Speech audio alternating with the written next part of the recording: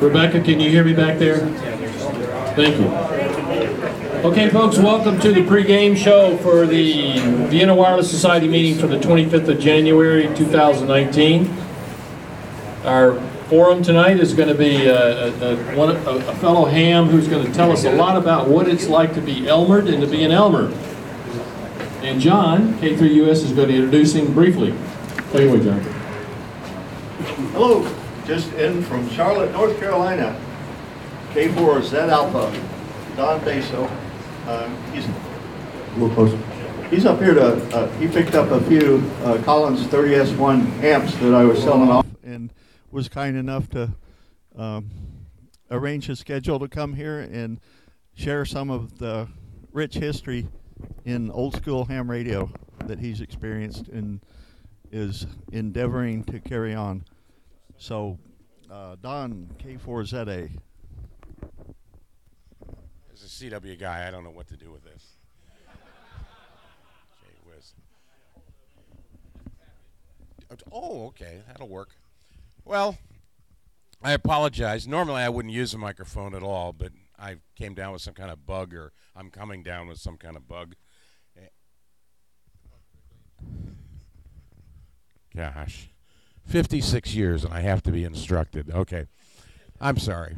Well, anyway, that's the premise of this talk. Actually, it is 56 years in ham radio for me, which I find truly astonishing, because I can remember a time when I stood in front of the mirror and brushed what little hair I had and combed what little teeth I had, and I would think something like, "Oh, there's Fred. He's 35. Gosh, he's getting really old." And now here I am, doing something almost twice that long, and still just as enthusiastic and as excited about it as I was when I was that 22-year-old kid. I got started in the hobby, oh gosh, that. Should I stand frozen? And oh, I can move, okay. I'm a walk-around kind of guy. When I was 12 years old, I noticed I grew up on a farm in the middle of Ohio, about 45 miles south of Cleveland. It's now a suburb of Cleveland, astonishingly enough.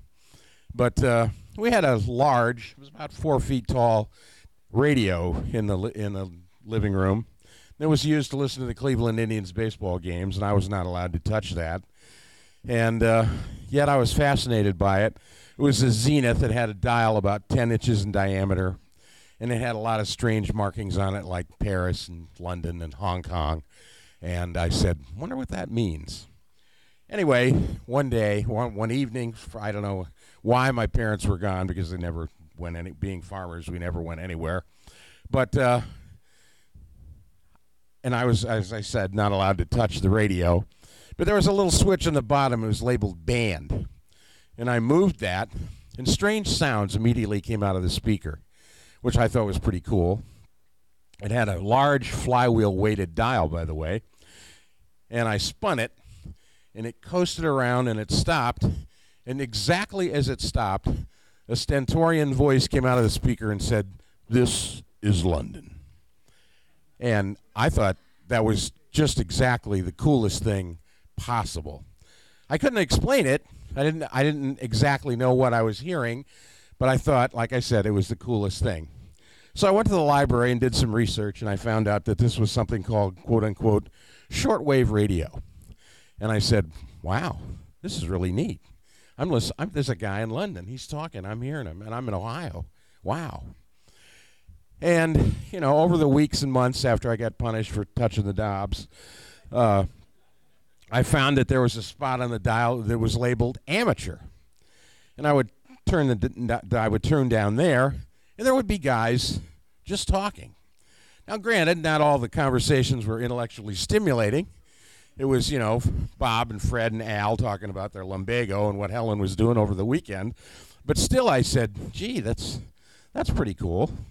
I wonder how one does that. So once again, I went to the library, and I found out that this was something called amateur radio. And now I said, wow, I could do that. I could definitely do that. And then, of course, you know, I looked up some other books and some other articles, and I found out that you had to begin by doing something called taking a test, getting something called a novice license. Now this was troublesome because I read and found out you had to have somebody, quote, of a general class license or higher to give you the test. Well, interestingly enough, my mother discovered that there was a ham radio operator in town. His name was Van Norton. His call was W8NYR. So on Saturday, she took me over to his house, and I went up and rang the doorbell and spoke to Mr. Norton. And he said, "Go away, kid, you bother me." And I was crestfallen. I didn't know what to do. So I, got back in the car, and my mom said, "Oh, he didn't want to help you?" And I said, "No, I guess not." So that was almost the end of the beginning. But a year later, we found out there was another ham in the town. It was a small town, 2,000 people. Hard for me to understand.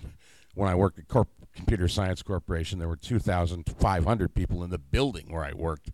But anyway, I decided that, this second guy was going to, probably turn out to be okay, because when I knocked on his door, he said, "Well, sure, come on in."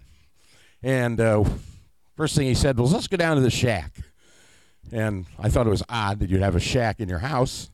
A shack is a little building, kind of decrepit and crummy out, next to the barn. But anyway, I soon learned the lingo.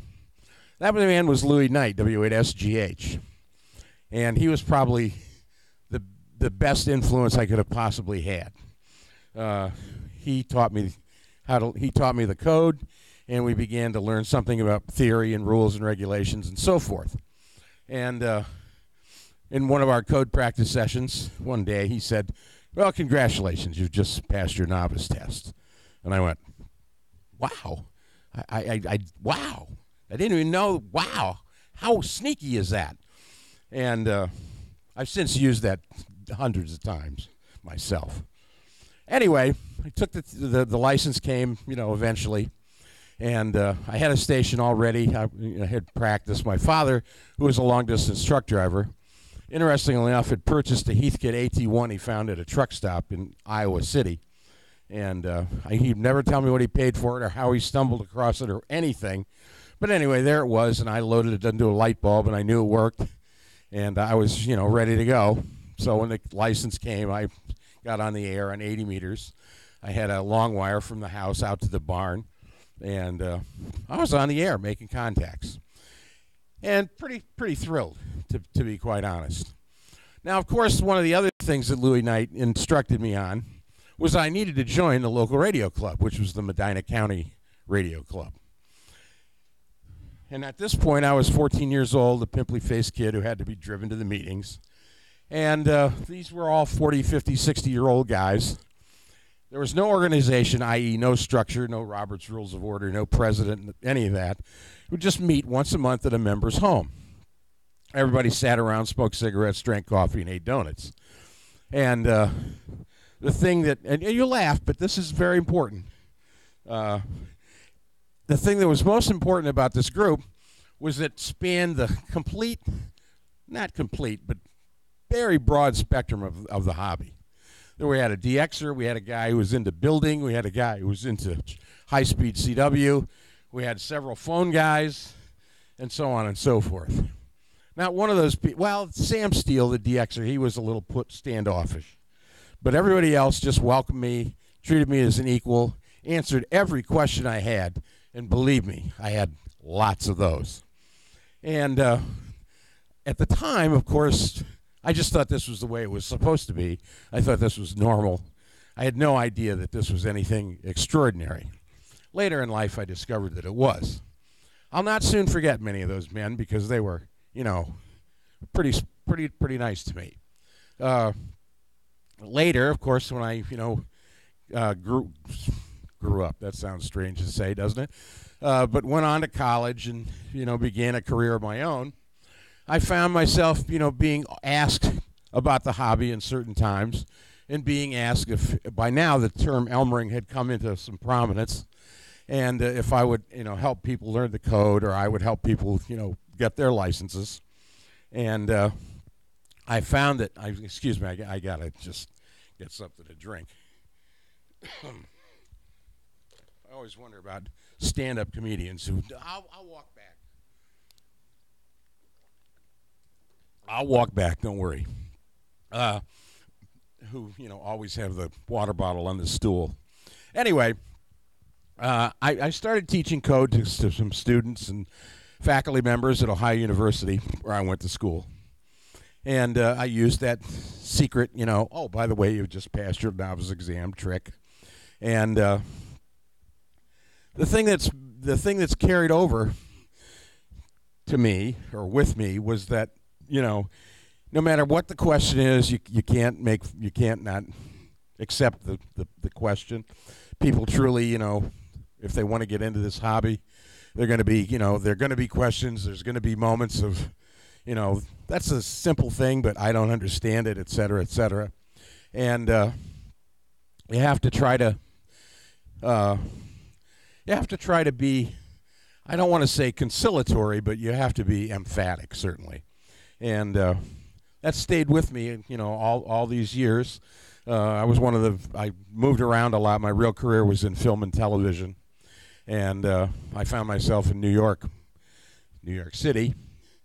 And I was one of the first VEs back when that whole program got started. We had an interesting radio club there. And same kind of thing, you just treat these people, as equals, even though they know nothing about the hobby, but you just accept them. You don't judge them. You don't say, oh, I'm a code guy, so you have to, get into that. Because, let's face it, CW can be intimidating. And, you don't want to force yourself or your wants and desires on anyone. So it's been an interesting process. I find that I haven't done any ELMERing for quite a while. I live in the Carolinas now, and I'm a member of a club which is filled with a lot of old white men. I find that discouraging, but what are we going to do? I find the ARRL's whole approach to this kind of discouraging as well. I'll try not to get into politics, but we really should be focusing we could focus quite a bit of attention, I think, on retirees. And I say that because I have a side business now, which is a little odd. I put up my first tower when I was 15 years old, and I've always done tower work. And in 2000, I got laid off from a really nice job. But at age 55, nobody wants to hire you, and they just laugh at you and say, "See you later." So I was going to do a tower job for somebody that weekend, and I said, "That tower job we're going to do, oh, by the way, I'm just going to have to charge you for that." And here was the response. Okay. No one was more astonished and startled and surprised and anything, flabbergasted, whatever you want to call it, than I was. And, here it is, 18 and a half years later, still going strong. I was asked to write a book by ARRL.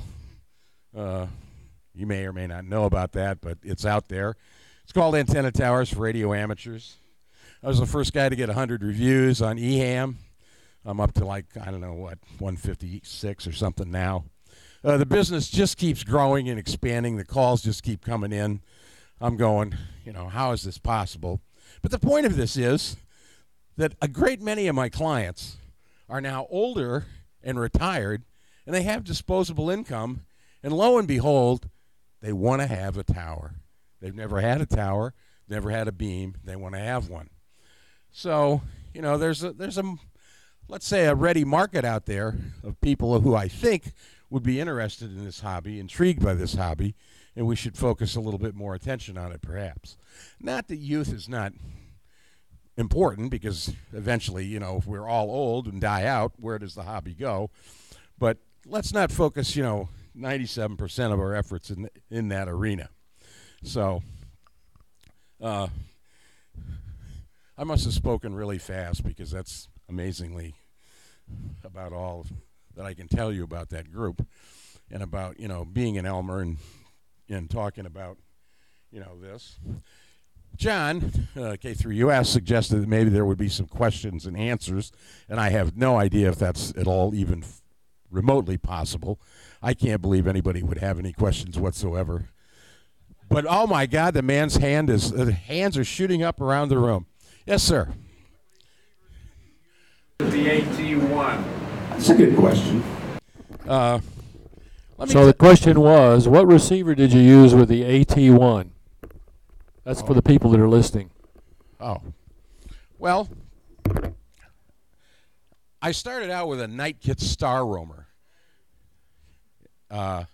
which was, let's be honest, it was it was impossible for ham radio. It really was. I mean, you set the dial on 7 and you listen to the entire 40-meter band at once. I mean, it was horrible. But I had this guy in my school who said, I understand you've gotten your ham radio license. And I said, yeah, as a matter of fact. And he said, well, my dad and I were hams. We used to be extras, and we've got a radio you might want to buy. And I said, oh, yeah, what is it? And he said, that's a military radio. Okay, what is it? Anyway, he wouldn't tell me, mostly because I don't think he knew. It turned out to be what's called a BC-348, which is a receiver very popular. It was used in B-17s and other kind of things like that. And he was willing to sell it to me for $10. And I thought that was pretty cool. So my dad and I went over and picked it up. And, of course, it didn't work. But Louis Knight, bless his heart, had been a radio man, Signal Corps, World War II. And he said, yeah, we can probably fix that, Don. And so I carted it over to his house one weekend. And I thought, well, I'll just drop it off and I'll see ya. I'll be back. And he said, no, let's go down to the shack. I said, oh, okay. By now I knew it was what that was all about. So we went down to the shack and he dug up some papers. And turns out he actually had a schematic of this thing. And I said, gee, I've always wondered what those were. And he very painstakingly explained all that to me. And I say that with some panache, I guess. Louis was a pipe smoker. So he spoke, puff, puff, slowly, puff, as he was holding the pipe, puff, puff, in his hand and his mouth. Now, at 14, that drove me nuts. Literally, drove me crazy. But over a period of 2 weeks, we repaired that BC-348, and there was an evening where he said we were done, and then I should plug it in and turn it on, and I did, and no smoke or flames or other bad things escaped. And sound came out of the speaker, and I couldn't believe it. I had done this soldering, under his direction. We replaced all the bad capacitors. I didn't know what they were, but he had them in his cigar box on his bench, bad resistors, et cetera, et cetera. So what he taught me was that I didn't have to be afraid, first of all, which is a very important thing for a 14-year-old kid. I mean, this is electricity, for God's sakes. I could die. But I didn't die, and, the radio worked, and I used it for a couple of years. Some of the other things that those guys, like W8AQ, Ev Gibbs, he was our CW guy. And Ev was the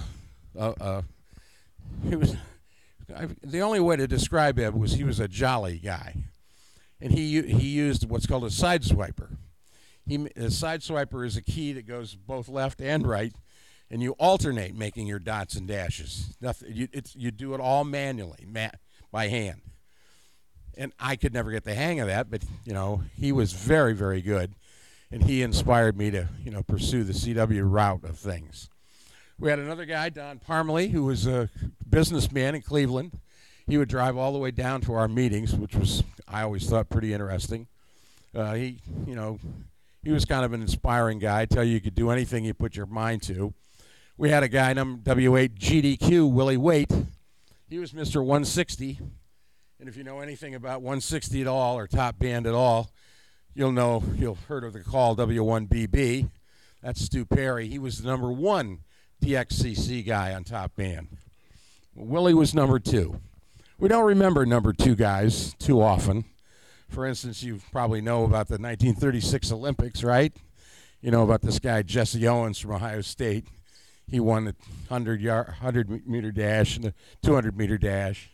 But who was second? Probably don't know. It was a guy named Matthew Robinson. He was the older brother of the guy who broke the color barrier in baseball. But we don't know that. But we remember Jesse Owens very distinctly. And we remember Stu Perry very distinctly as well. But not Willie Waite. But really a neat guy. He put up a 160, dedicated 160 vertical, 130 feet tall. He put it up from the ground up. There was no tower climbing involved. It was very, very clever solution. If you know what an AB-577 is, rocket launcher, you know how those go up. Well, that's how Willie put up his 130-foot tower. Okay, enough of an aside there. Somebody else had a question? Yes. I was just curious, were you starting to say that you were introducing amateur radio to younger kids by letting them climb? Whoa. This man has obviously been drinking. He wants to know if I've decided to introduce kids to the hobby by letting them climb towers. My insurance is not deep enough for that. I'm sorry. It's a good idea, though. I would dearly love to find somebody younger to help me in the business. My climber moved to Florida a year ago, and I'm sort of between a rock and a hard place. But climbing's an interesting thing. It's not for everyone.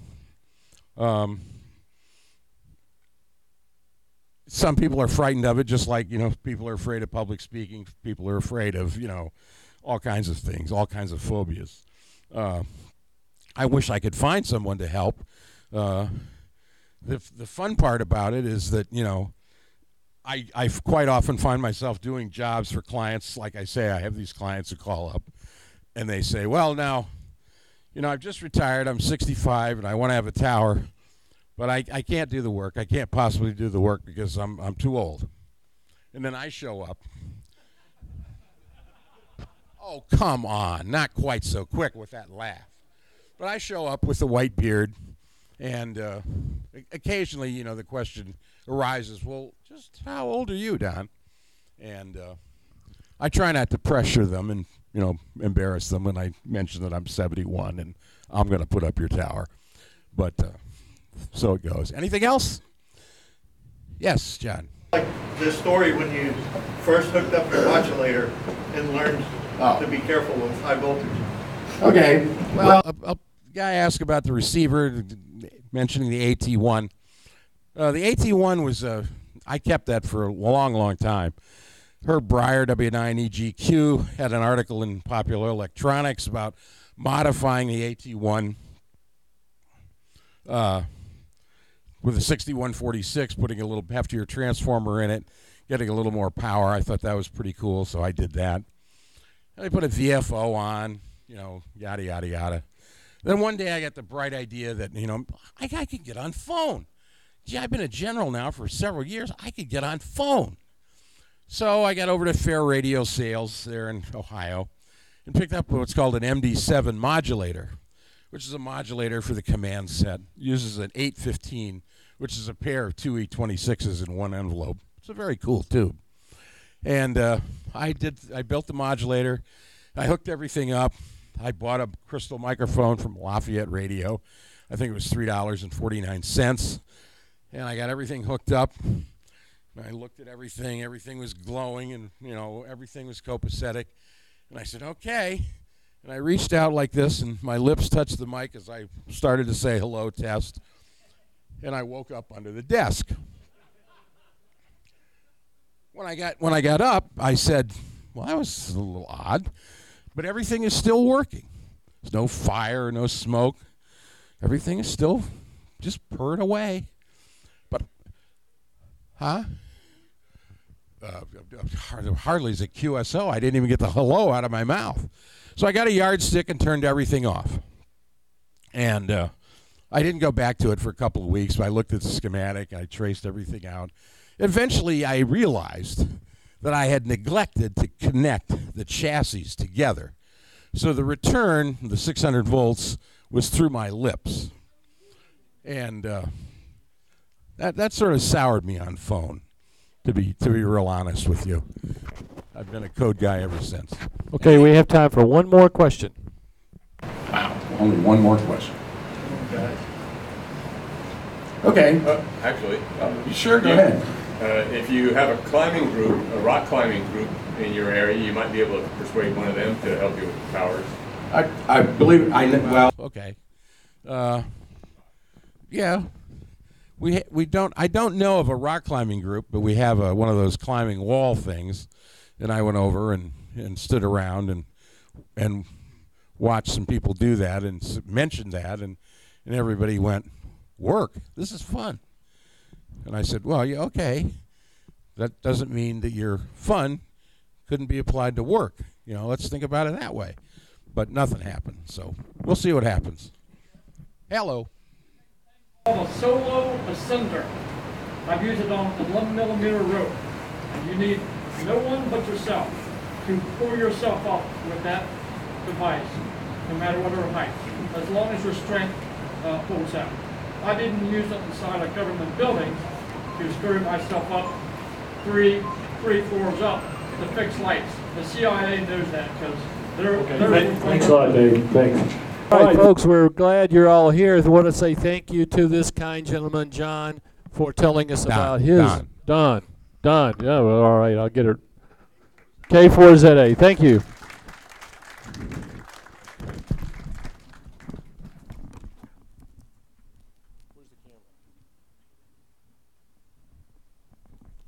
Okay, I did my duty. The Facebook people have been advised that they could watch this live on Facebook, or they could link to the stream on Facebook.